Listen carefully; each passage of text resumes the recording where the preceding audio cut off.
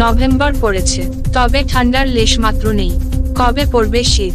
এখন শীতপ্রেমীদের মধ্যে উঠছে সেই প্রশ্ন। তবে এর মধ্যেই আবার বৃষ্টির পূর্বাভাস দিল আলিপুর আবহাওয়া অফিস। আগামী এক সপ্তাহ পশ্চিমবঙ্গের সমস্ত জেলাতে শুষ্ক ওয়েদার থাকবে।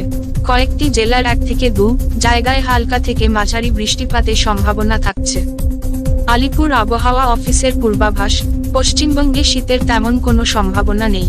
তবে এই মুহূর্তে বঙ্গোপসাগরে আরও একটি নিম্নচাপ তৈরি হচ্ছে।